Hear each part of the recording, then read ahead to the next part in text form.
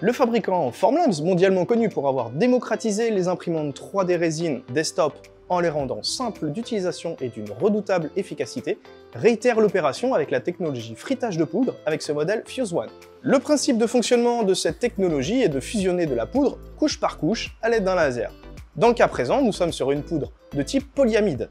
L'avantage de cette technologie est d'avoir des pièces isotropes, c'est-à-dire qu'elles ont une résistance égale en X, Y et Z. Cependant, cette technologie a certaines contraintes que le fabricant a souhaité simplifier au maximum afin que l'utilisateur puisse se concentrer sur l'essentiel, la productivité, la simplicité avec un coût maîtrisé. Les imprimantes SLS du marché étant généralement de grande taille, ce modèle permet d'intégrer cette technologie avec une faible empreinte au sol.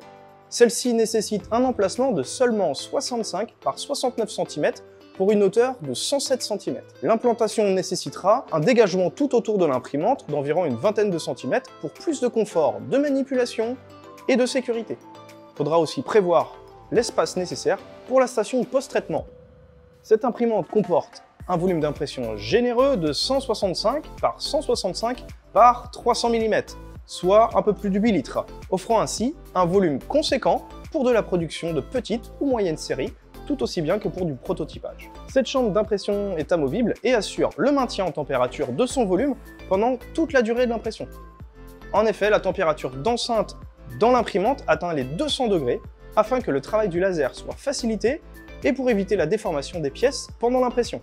Un filtre EPA combiné au filtre charbon actif assure une filtration de l'air pour plus de sécurité. Cette Fuse One possède un laser à fibre cristalline dopé ytterbium d'une puissance de 10 watts et émettant une longueur d'onde de 1065 nanomètres. Il projette un point lumineux d'un diamètre de 200 microns avec une divergence du faisceau de 4,01 milliradians. Ce laser va fusionner la poudre de polyamide couche par couche avec une hauteur fixe de 110 microns à une vitesse de 10 mm par heure. La poudre prévue pour la fabrication des pièces se déverse dans une trémie à l'aide d'une cartouche dédiée. On pourrait y déposer jusqu'à 8,5 kg de poudre, de quoi couvrir amplement une impression utilisant le volume maximal d'impression. La Fuse One offre bien évidemment de la connectivité. On y retrouve un port Ethernet RJ45 et une fonctionnalité Wi-Fi pour la relier au réseau. Une fois l'imprimante reliée à l'écosystème Formlabs, il sera possible d'envoyer les impressions à distance. Pour couvrir certains besoins utilisateurs, il sera aussi possible d'envoyer les impressions en direct via un port USB. Cette imprimante est munie d'une interface tactile, on y retrouvera un grand écran avec une diagonale confortable d'un peu plus de 10 pouces et d'une résolution de 1280 par 800 pixels. Cela permettra de monitorer l'impression en cours, de réaliser et de suivre les opérations de maintenance ou bien tout simplement pour lancer vos impressions. Une fois l'imprimante enregistrée sur le compte Formlabs, celle-ci pourra vous informer par des alertes lors des fins d'impression ou des opérations de maintenance. L'imprimante recevra aussi automatiquement des mises à jour firmware afin de bénéficier des correctifs et des améliorations continues pour accompagner l'utilisateur dans sa production. Parlons logiciel. Les impressions sont à paramétrer dans le logiciel Preform développé par Formlabs.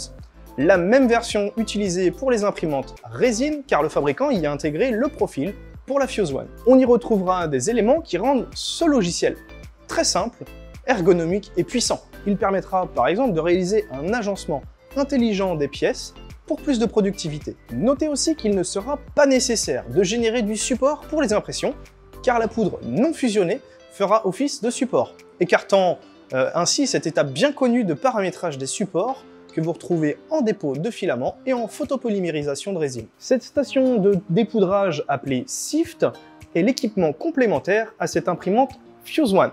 Cette unité permettra de réaliser les premières étapes du post-traitement dans des conditions optimales de sécurité tout en récupérant au maximum la poudre non fusionnée. Une fois l'impression terminée, une période de refroidissement équivalent à la moitié du temps d'impression totale est nécessaire avant de commencer le dépoudrage. Une fois la température de la chambre descendue sous la barre des 100 degrés, il sera possible de transférer cette chambre depuis l'imprimante vers le SIFT à l'aide des gants thermo-isolants pour finir le refroidissement. La station vous indiquera par un message en vert sur l'écran lorsque vous pourrez commencer le dépoudrage en toute sécurité. Un système de pression négative va permettre à la poudre de rester dans l'enceinte de la station et pour plus de sécurité, des filtres EPA ont été installés. L'étape de dépoudrage des pièces va se faire manuellement à l'aide de brosses et de goupillons pour retirer la poudre restée dans les zones étroites et exiguës. Ces opérations de nettoyage des pièces doivent être faites minutieusement pour faciliter un second post-traitement et ainsi réduire la perte de poudre. Dans le but de maximiser la récupération de la poudre non fusionnée et de réduire le coût par pièce, un tamis avec une taille de maille de 100 microns combiné à un système vibrant permettra de filtrer puis de collecter la poudre non fusionnée dans une trémie. Celle-ci pourra contenir un peu moins de 10 kg de poudre qui sera ensuite réutilisée en respectant les recommandations du fabricant. Entre 50 à 70% de poudre recyclée pour 50 à 30% de poudre neuve.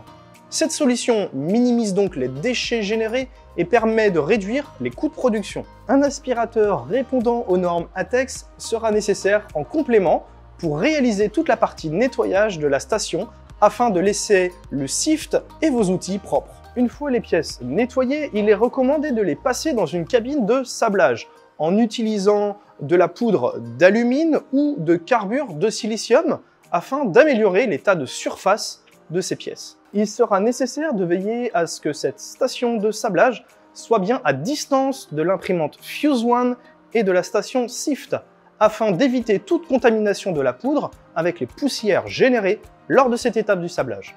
Après cette étape de sablage, il est recommandé de passer les pièces à l'air comprimé pour retirer les résidus de poussière. Les pièces pourront être ensuite laissées telles quelles ou bien traitées par vaporisation, laquage, galvanoplastie ou dépôt de revêtement pour obtenir différentes couleurs, finitions et propriétés. Une précision tout de même, la poudre PA11 de couleur noire sera difficile à atteindre. Afin de vous donner plus de détails sur la variété, les propriétés des poudres que le fabricant propose, je passe maintenant le relais à Bastien Debeau, notre ingénieur application. Bonjour à tous, je vais du coup vous parler un petit peu plus précisément des matériaux disponibles sur la solution FuseOne. Donc il y a 3 matériaux disponibles, il va y avoir le nylon 11, le nylon 12 et le nylon 12 GF. Pour commencer, le PA11 est le matériau le plus flexible des 3. C'est le matériau qui va avoir une résistance à la rupture de 49 mégapascales, d'un allongement à la rupture de 40% et d'un taux de renouvellement de poudre recyclée et de poudre neuve de 50%. La particularité du nylon 11, ça va être la possibilité de faire des pièces relativement flexibles avec une robustesse pour les impacts et tous les chocs, donc on va dire orthèse, tout ce qui va être pièces d'équipement sportif et ou avec des pièces à parois minces. Le nylon 12 est un matériau qui représente le meilleur rapport qualité-prix de la gamme FuseOne. C'est le matériau qui nécessite 30% de poudre neuve par rapport à 70% de poudre recyclée, ce qui lui permet d'avoir une réduction des coûts de production.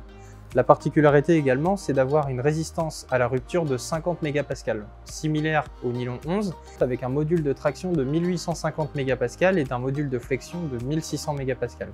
L'aspect intéressant aussi du nylon 12, c'est d'avoir un bon état de surface. Pour toutes les pièces qui vont avoir besoin d'un niveau de détail très important, le nylon 12 est très intéressant. Il a une haute précision dimensionnelle et une bonne finition de surface, après sablage bien évidemment. Et la particularité également du nylon 12, c'est de pouvoir facilement transformer donc le SIFT ainsi que la Fuse en nylon 12 GF. Le nylon 12 GF a une température de fléchissement sous charge à 1,8 mégapascal de 113 degrés, ce qui permet de faire des pièces à sollicitation mécanique et à la température également. Il a aussi un module de traction de 2800 mégapascal, c'est 1000 de plus que le nylon 12 standard. Il a aussi un taux de renouvellement de 30 à 50% entre le ratio de poudre neuve et de poudre recyclée. Le fort attrait aussi du nylon 12 GF, c'est de faire des pièces mécaniques, des pièces à sollicitation. Ce matériau permet des pièces à rigidité, tout ce qui va être gabarit, fixation statique. Il permet aussi une stabilité thermique très élevée pour du matériau poudre et une haute précision dimensionnelle et une faible dominance au phénomène de warping. Il a un changement de matière facile entre le nylon 12 et le nylon 12 GF, comme je l'ai expliqué tout à l'heure. Et les applications doivent être sans impact et sans vibration, puisque c'est un matériau fibré, donc qui peut occasionner des amorces de rupture.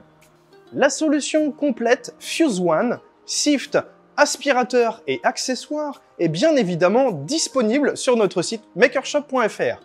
Si vous avez besoin davantage d'informations, n'hésitez pas à prendre contact avec nos experts. Dans le but de maîtriser plus rapidement votre imprimante FuseOne et son écosystème, sachez que vous pouvez bénéficier d'une formation adaptée. Pour cela, je vous donne rendez-vous sur notre site Ava 3D Academy. Vous y découvrirez les programmes de formation et les modalités de financement. Pour le reste, je vous invite à suivre nos actualités. Pour cela, pensez à vous abonner à nos réseaux sociaux. Quant à moi, je vous dis à bientôt sur makershop.fr.